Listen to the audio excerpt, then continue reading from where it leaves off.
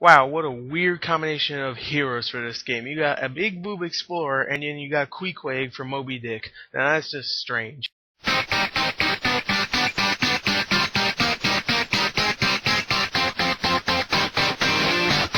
a crooked little town, they were lost and never found. Fallen leaves, fallen leaves on the ground. Okay, now the story in Lara Croft and the Guardian of Light is really simple. Pretty much, Lara Croft, she's doing her exploring thing. She's exploring temples and stuff, and she comes across this mirror of smoke, which for some reason is cursed. They don't really, they explain it a little bit, but they don't explain it that much. And something happens where she pretty much she doesn't pick it up, but someone picks it up, and the curse is released.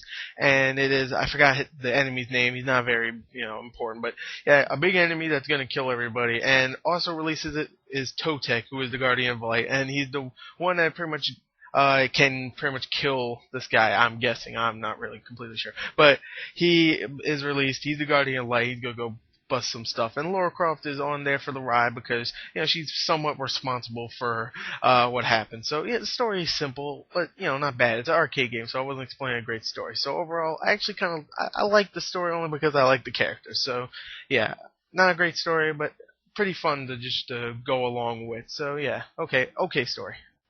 Okay, now the sound in the game overall is actually really good also. I mean, the environmental effects and the enemies, they all sound really good, but the voice acting is actually really good, I have to admit. The guy who voices Totek is pretty good. He's a little cheesy sometimes, but I think you need to be a little cheesy if you're going to play someone like him. He's very much a ancient warrior, so he's going to say some cheesy things, and his voice acting is going to be like all like manly and stuff, like, we must get him. Like, I thought he did really good as the character. And Lara Croft, whoever voices her this time, I don't know if it's the same actress, but she still has that British accent, and she sounds hot, so she does a good job. So overall, it sounds really good also. So yeah, let's go on to the graphics of the game.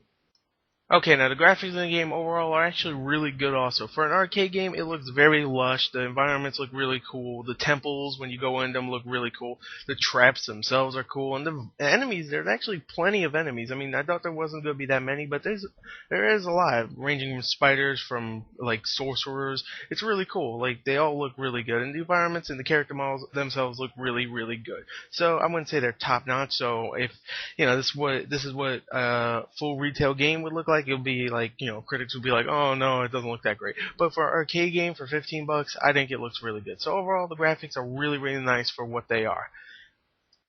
Okay, now the gameplay in this game is actually really fun. Now, it's not my favorite arcade game of this year, I'll just say it right now, but it's a really good game. The gameplay is pretty much a top-down view, and it's pretty much a shooter. If you've played a top-down shooter before, it's pretty much like that, except you have a whole bunch of weapons. I think you have 29 weapons overall, and you also have a whole bunch of artifacts, which are pretty much powers. You can find them through the level by doing little traps and stuff, and finding things and trying to get to stuff.